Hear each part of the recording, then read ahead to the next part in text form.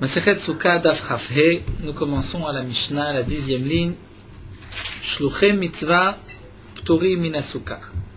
Donc là, nous allons voir les 5 dapim qui suivent. Les dinim, qui est chayav et qui est exempté, qui est donc tenu à la mitzvah de Sukkah, qui en est exempté. La Mishnah nous dit Shluchem mitzvah. Ceux qui sont shluchem mitzvah, c'est-à-dire ceux qui sont en chemin pour une mitzvah. Rashi explique, quelqu'un qui va par exemple étudier la Torah ou rejoindre son maître ou racheter des prisonniers, ces shluchem mitzvah p'turim min ha-sukkah sont dispensés de la Sukkah.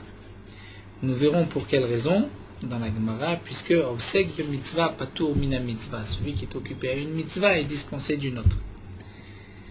De même, nous dit la Mishnah, Cholin, les malades, Mesham She'en, et ceux qui sont à côté des malades pour les servir, pour les aider, Pturin min ha-sukkah, ils sont dispensés de la Sukkah.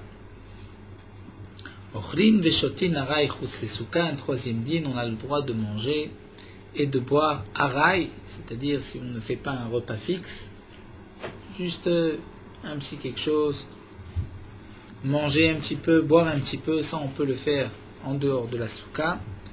Et comme nous le verrons, Bezrat Hashem, la Gemara expliquera toute cette Mishnah.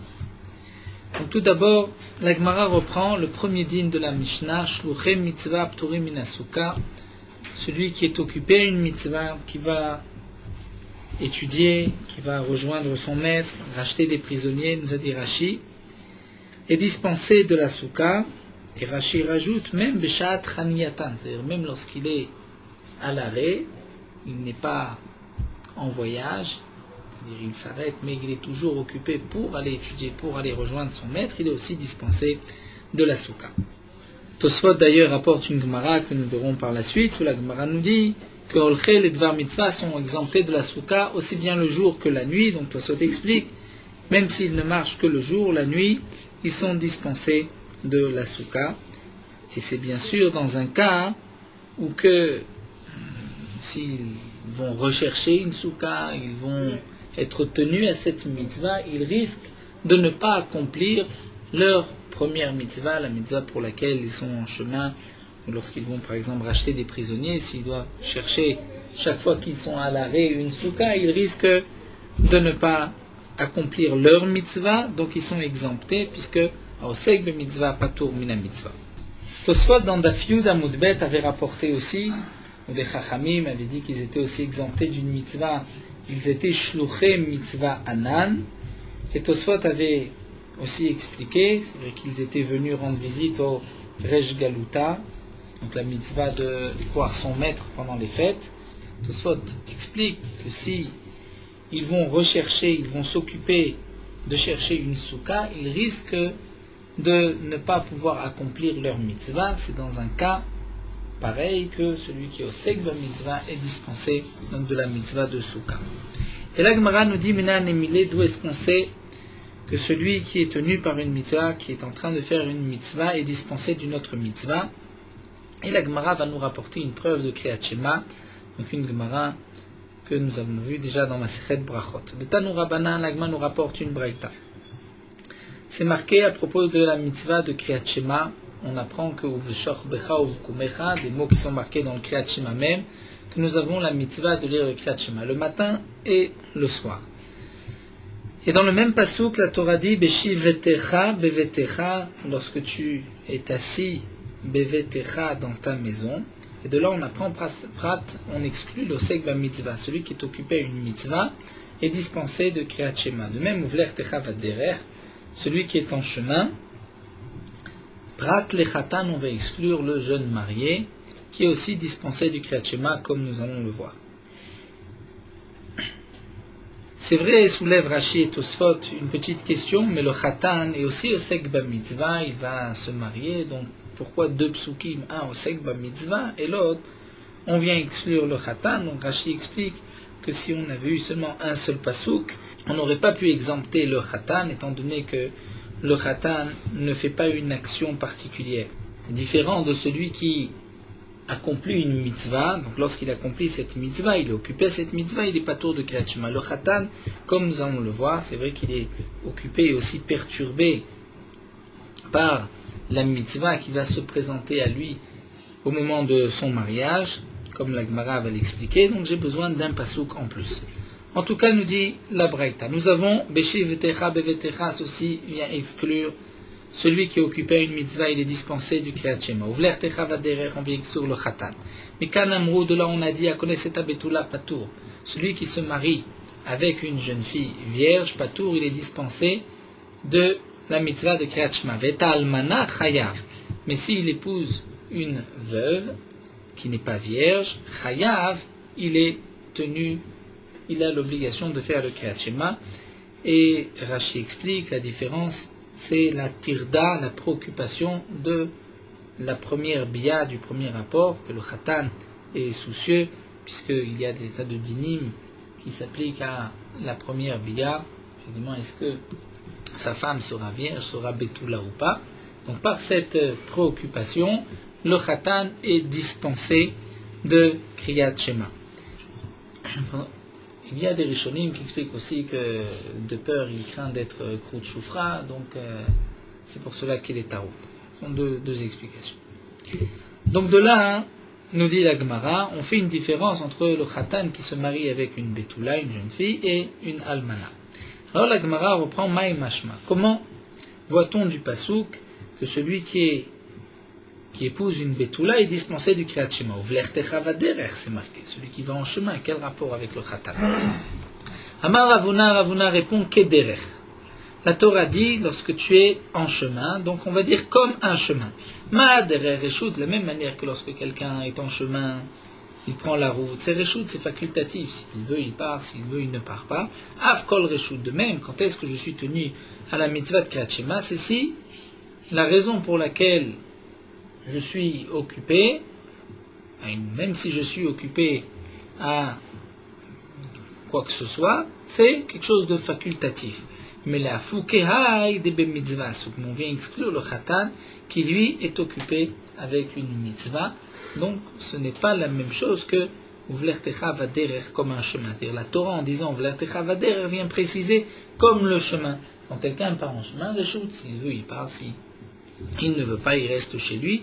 Donc de même, lorsque par cette action est facultative, là je suis tenu au Kriyat Shema. Si j'ai une mitzvah, je suis pas tout.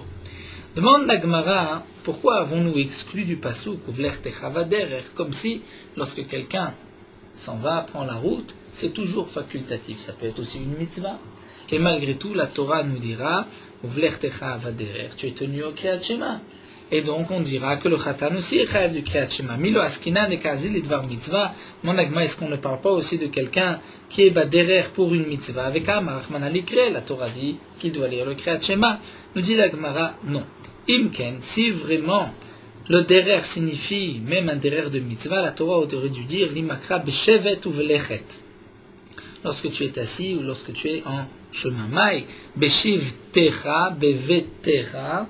Et ensuite, uvler techa vaderer, c'est-à-dire lorsque tu es assis, mais beshiv techa, c'est-à-dire tu es assis pour toi, uvler techa, lorsque tu pars pour toi, c'est toi qui as décidé de partir. Belechet ditra ou de mechaivta, lorsque toi tu as décidé de partir, donc c'était facultatif, tu pouvais rester et tu es parti, c'est là que tu es chayav de Kriyat Shema. Ah belechet de mitzvah, mais si tu pars pour une mitzvah, là tu es exempté petirat, et puisque tu es exempté de Kriyat Shema parce que tu es parti pour une mitzvah, donc on dira de même, le Khatan qui est occupé à une mitzvah est pas tour du Kriyat Shema. Alors demande la Gemara, le connaissait almana, c'est ainsi, celui qui se marie avec une veuve, une almana fait aussi une mitzvah. La Gemara dit c'est vrai, mais celui qui épouse une almana n'est pas préoccupé. La Gemara répond, connaît cet abetula tarid, connaît almana lo tarid, celui qui épouse une jeune fille vierge, une betula, lui est préoccupé par la première mitzvah et les betulim, mais la almana, à propos d'une veuve, il n'est pas préoccupé. Donc la Gemara comprend maintenant que ce n'est plus le problème de mitzvah, simplement parce qu'il est préoccupé. Donc il a la tête prise par les betulim, donc il est dispensé du Kriyat Shema. Alors dit la Gemara, vechol echad et tarid achiname de patour, chaque fois que quelqu'un est préoccupé par n'importe quoi, il sera patour du Kriyat Shema, c'est ainsi la me'ata, tavas finato bayam, lorsque son bateau a sombré, a coulé dans la mer. Et là aussi, Tarid, il est préoccupé, son bateau, son argent. Achiname les patour, est-ce que là aussi tu diras qu'il est dispensé du Kriyat Shema? Veritema achiname, peut-être que tu diras oui, mais s'il est préoccupé par son bateau, il est aussi dispensé du Kriyat Shema. Alors demande la Gemara, Ve'amar Rabbi Abba bar Zavda, pourtant Rabbi Abba bar Zavda dit au nom de Rav, Avel chayav v'chol ha-mitzvot amurot batora. Un Avel qui a perdu un de ses proches parents, un endeuillé, est tenu et chayav de toutes les mitzvot qui sont marquées dans la Torah, à l'exception des tefilin. Share ne'emar bahem, puisque c'est marqué à propos des tefilin PR. Nous verrons plus tard d'un passage que les tefilin sont appelés PR, c'est-à-dire il va porter la gloire sur sa tête, et un Avel ne peut pas, nous dit Rashi, puisqu'au contraire, lorsqu'il se montre avec ses tefilin, avec ce PR, ornement comme une couronne, il ne montre pas son deuil. Donc, nous voyons ici que un Avel, bien qu'il est préoccupé par la perte de son parent, malgré tout, il est tenu à toutes les mitzvot de la Torah. Donc la tirda, la préoccupation, qui l'empêche, c'est vrai, de se concentrer, ne l'exempte pas des mitzvot et du Kriyat Shema.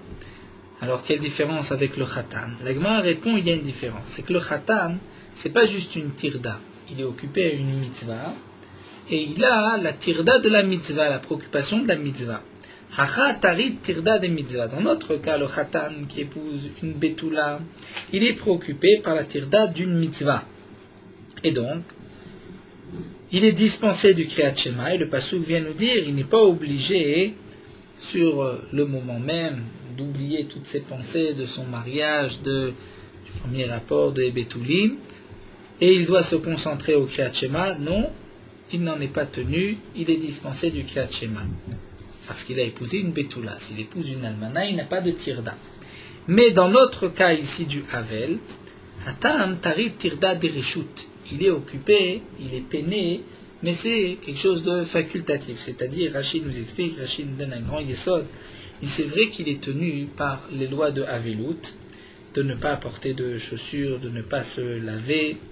Mais tout ceci, c'est pour montrer le kavod du défunt, qu'on porte le deuil après la disparition de ce défunt.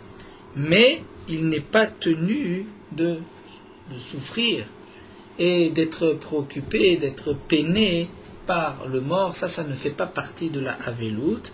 Et donc, si un homme est peiné par la perte de son prochain, c'est une tirda dereshut. Ça ne fait pas partie des dynim de Havelut qui ne sont que pour montrer le kavod du mort que on porte le deuil. Et donc, nous dit la Gemara, nous avons de ce pasuk uvler techa vaderech exclu le khatan et beshiv techa bevetecha, nous avons exclu celui qui est tenu qui est occupé, il y a une mitzvah, ils sont dispensés tous les deux de Kriyat Shema, ainsi que donc on apprend de là pour les autres mitzvot, et même pour la souka, donc shluchim mitzvah, qui sont occupés à une mitzvah, sont dispensés de la souka. Donc là nous avons vu que le khatan, comme l'avait expliqué Rashi, qui lui n'est pas occupé à une mitzvah, puisqu'il est assis, il attend, il est préoccupé, là il faut qu'il y ait une tirda de mitzvah. Mais celui qui est occupé à une mitzvah, ça on l'apprend du pasuk beshiv vetecha bevetecha, que celui qui est occupé à une mitzvah est dispensé d'une autre mitzvah. Donc de là on apprendra aussi pour la souka qu'il est dispensé de la mitzvah de souka. Seulement la Gemara continue et nous dit Osek ba mitzvah patur mina mitzvah me'achan nafka. Osek ba mitzvah on l'apprend de veshiv vetecha bevetecha comme nous venons de le voir. Au contraire, me'atam nafka nous l'apprenons d'ailleurs. De Tanya nous avons une braïta. Le pasuk nous dit Vaya anashim asher hayut mim le nefesh adam. Pasuk que nous connaissons. Début de Sefer Bamidbar, les Bnei Israël se sont présentés à Moshe Rabbeinu. Après, au moment où Moshe Rabbeinu a ordonné la deuxième année de faire le Korban Pessah, au moment du Korban Pessah, il y avait quelques personnes qui étaient impures et qui sont venues dire à Moshe Rabbeinu, mais nous on ne peut pas faire Pessah le 14 Nissan puisque nous sommes impurs, et donc Akadosh Baruch Hu leur a ordonné de faire le Pessah Sheni, que nous avons vu dans le 9e Pérec de Masechet Psachim. Ces anashim, ces hommes qui étaient impurs, nous avons une marloquette. Qui étaient ces hommes et pourquoi étaient-ils impurs? Rabbi Yosef Aglili nous dit Otam anashim me'ayu nosei arono shel Yosef ayu. C'était ceux qui portaient le Aaron, le cercueil de Yosef d'Égypte pour l'enterrer en Eretz Israël. C'était ces gens qui étaient impurs et qui sont venus dire à Moshe Rabbeinu, mais nous, on ne peut pas faire le Korban Pessah puisque nous sommes impurs. Rabbi Akiva Omer, nous tournons la page, Rabbi Akiva dit, c'est Mishaël ve'el Tzafan ayou. Mishaël ve'el Tzafan qui ont, Shayu Oskim ben Nadav Aviou, qui sont occupés de Nadav Aviou.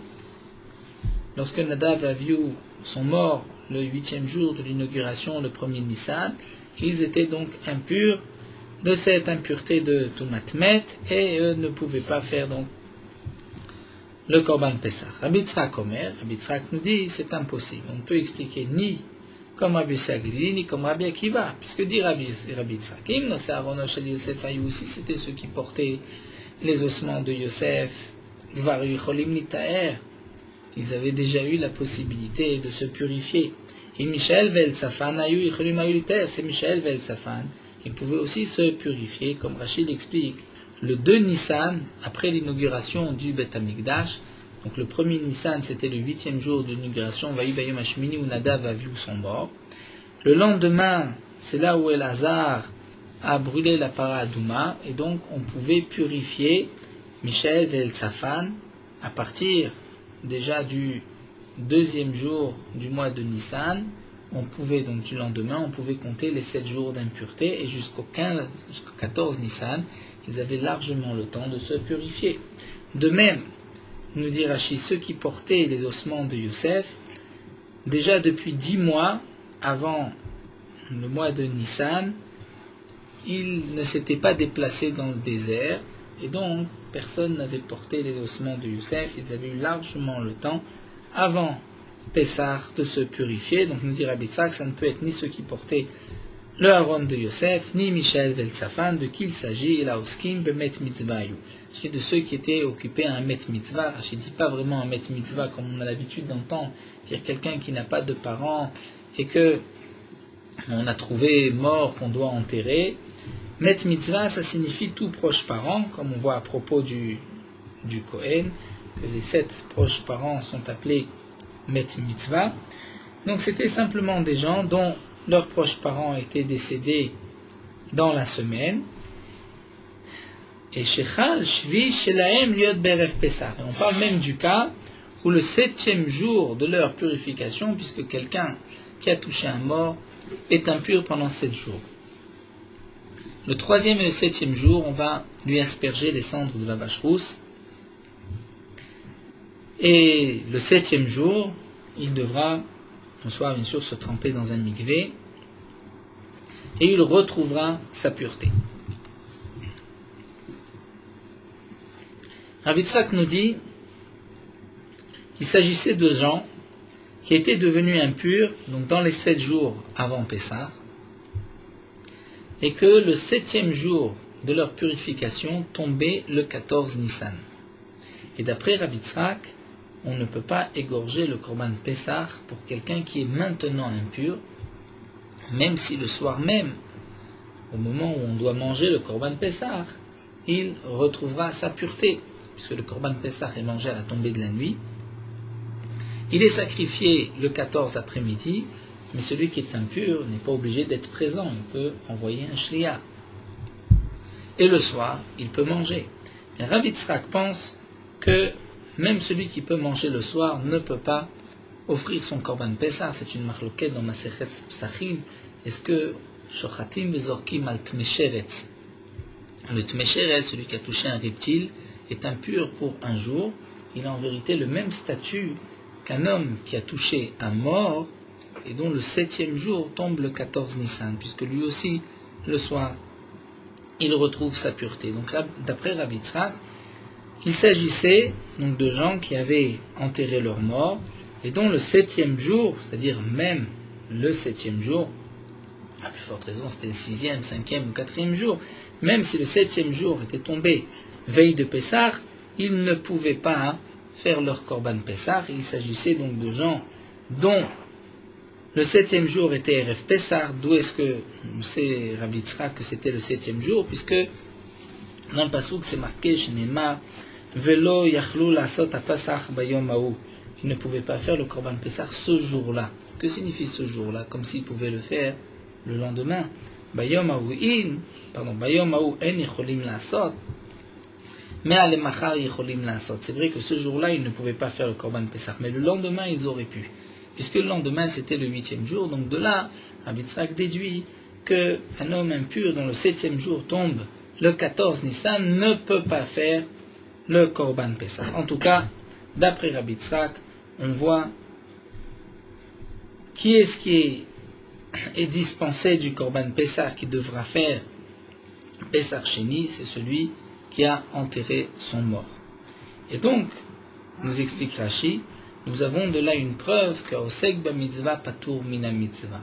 Puisque un homme, juste avant Pessah, sait très bien qu'il a l'obligation de faire le Korban Pessah. Et malgré tout, il s'est permis de devenir impur, d'enterrer son proche parent, bien qu'il ne pourra pas faire la mitzvah de Pessah. Donc on voit que Osek be mitzvah d'enterrer son mort, patour mina mitzvah dispensé de la mitzvah de Pessah.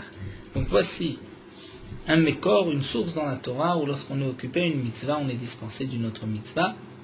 Puisque si on n'est pas dispensé d'une autre mitzvah, ces gens-là n'auraient pas pu se rendre impurs dans les 7 jours avant Pessah. La Gemara nous dit, malgré tout, nous avons besoin des deux psukim. Tzricha.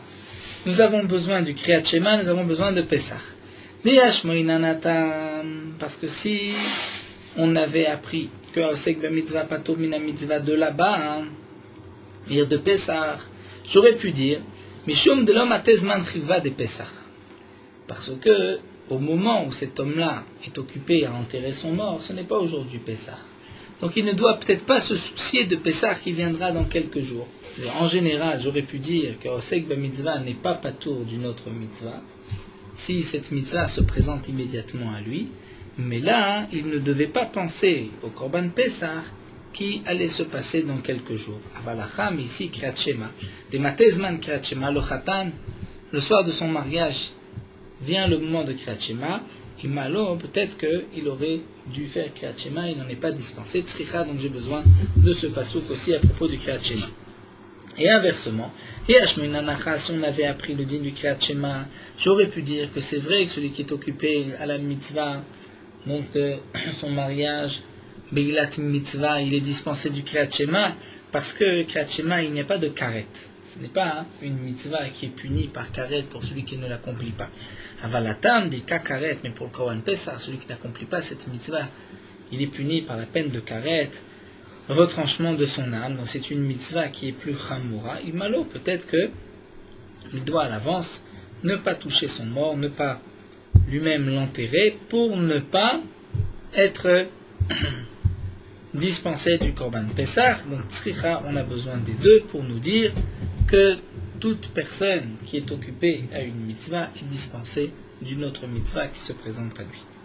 Et la Gemara nous dit, Goufa, on reprend ce que nous avons vu, Amarav Yaba Barzavda Amarav, Avel Chaye Vechol mitzvot Amurot Batora, le Avel endeuillé est tenu par toutes les mitzvot de la Torah, à l'exception des Tfilin, Char et Nemar Baem PR, c'est marqué PR, c'est-à-dire c'est un objet de gloire. Midamar le Rachman al Yecheskel.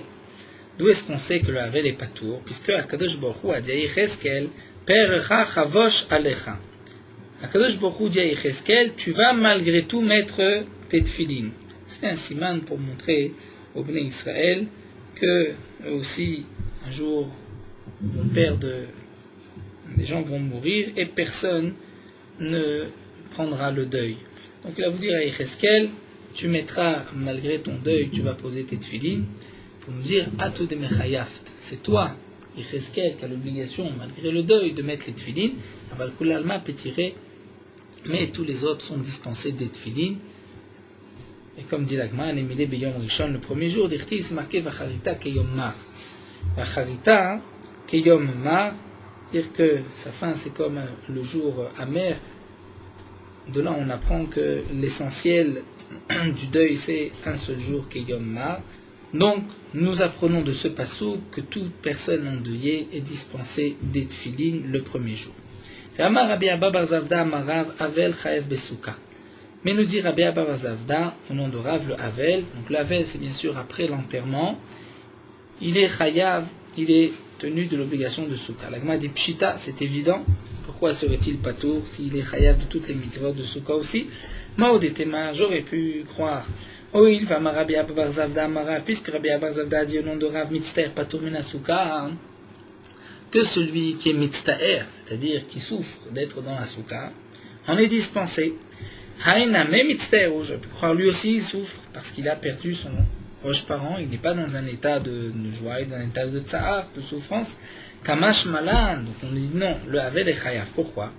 Quand est-ce qu'il est dispensé le mitztaer, le milieu de tsahara demimele, lorsque c'est un tsahar qui provient de la souka, il fait trop froid, il fait trop chaud dans la souka, il y a du srar qui tombe sur lui ou de mauvaises odeurs une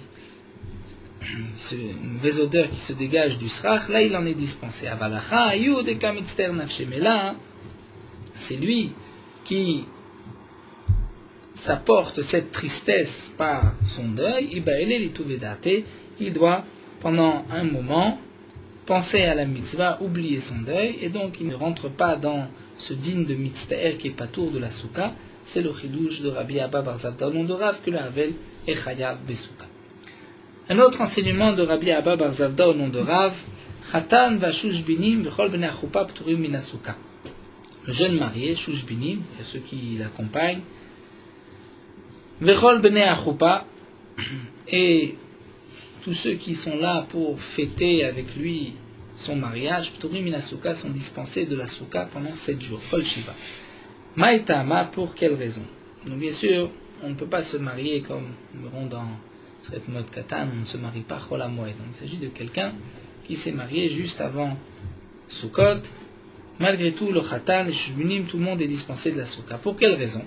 Maïtama, mishum debaïl et michde. Parce qu'il doit se réjouir. Et donc, ils ne peuvent pas se réjouir dans la souka comme nous allons le voir, ils sont dispensés de souka. L'agma demande v'lichlou basouka v'lichdou basouka.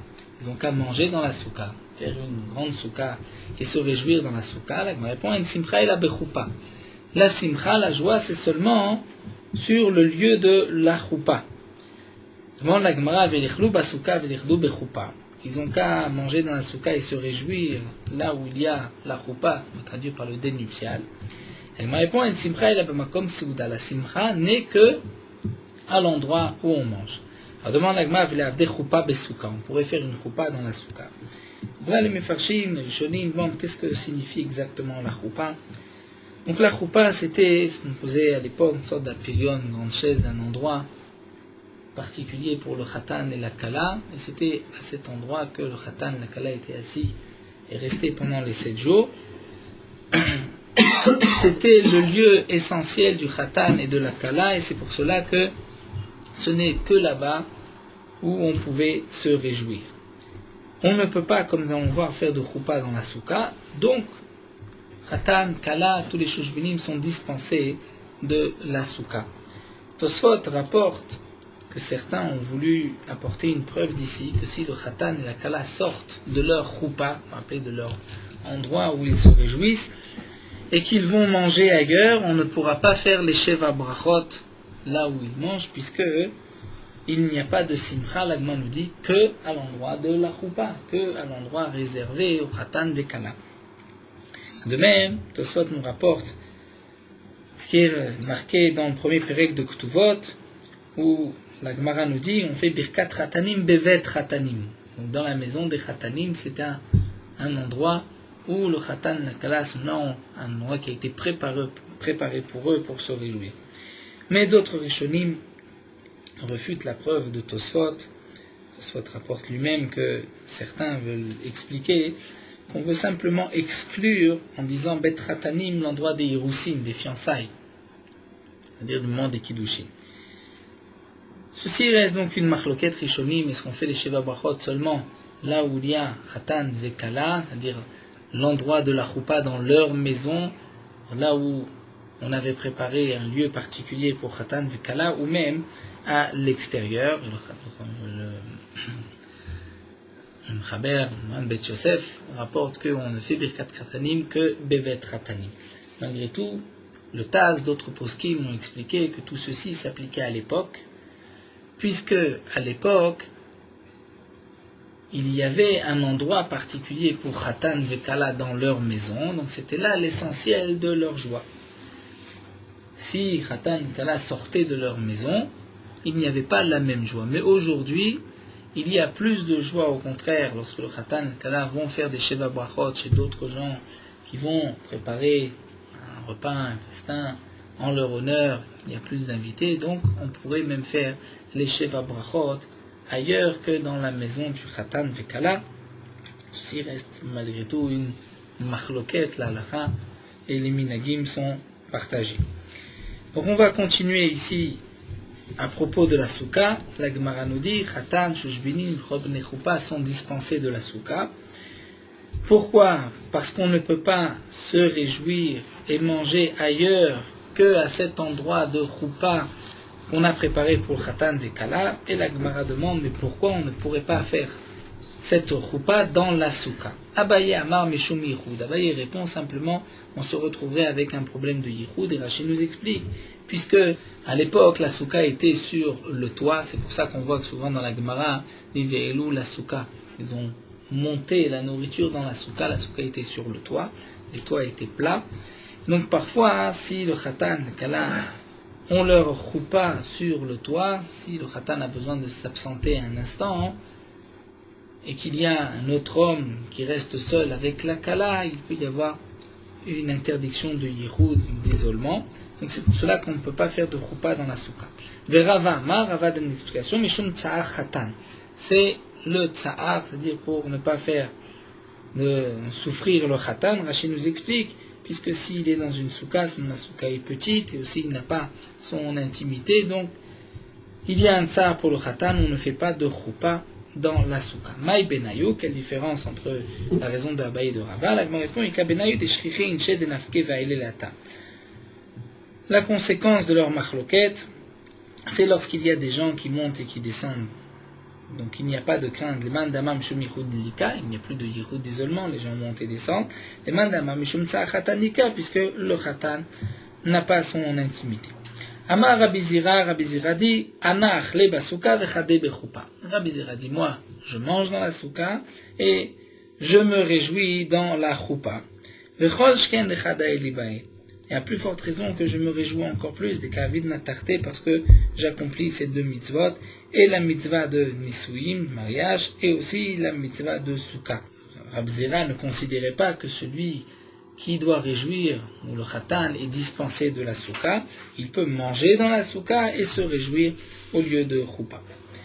Nous terminons avec une braïta aussi, Tanura Banan, khatan, vashush binim, vechol bene choupa, pturim min atfila, le khatan, ceux qui l'accompagnent, tous ceux qui viennent aussi les réjouir, sont dispensés de la tfila, des tfilin. Rashi nous explique pourquoi sont-ils dispensés de la tfila, parce qu'ils n'ont pas la concentration suffisante, des tfilin, parce que à un mariage, on risque de boire beaucoup, donc si de ne pas garder le minimum de respecter, avoir un minimum de respect vis-à-vis des tfilin, et malgré tout, Chaïvim et Kriyat Shema, ils ont l'obligation de lire le Kriyat Shema, puisque la Kavana, ce n'est que le premier pasouk, et donc pour le premier pasouk, ils ont la possibilité de se concentrer. Et la Gemara nous dit, Mishum Rabbi Shila Amrou, au nom de Rabbi Shila, on a quand même dit que Khatan Patour, le Khatan, lui, est dispensé du Kriyat Shema parce que lui est préoccupé, mais les autres, les Shushbinim, V'chol Choupa, Chayavim sont Chayav, et Rashi nous explique que d'après ces deux Tanaïm, il n'y a pas la règle que nous avons vue jusqu'à présent, ils n'acceptent pas cette règle que Osek B'mitzvah Patour Mina Mitzvah. Donc c'est pour cela que les Shushbinim, Bnei Choupa, sont Chayavim du Kriyat Shema. Pour la Tfila et les Tfilin, là il y a une autre raison, parce qu'ils ne peuvent pas se concentrer, parce qu'il y a aussi Shichut, risque de boire, de manquer de respect aux Tfilin. Et la machloket entre ces deux Tanaïm, Tanakama et Rabbi Shila, c'est est-ce que le Khatan, lui, est Chayav et Kriyat Shema, ou est-ce qu'il peut se concentrer juste pour le premier pasouk, ou bien il en est pas tout. Nous allons nous arrêter ici. Tanya Amar Abchanina.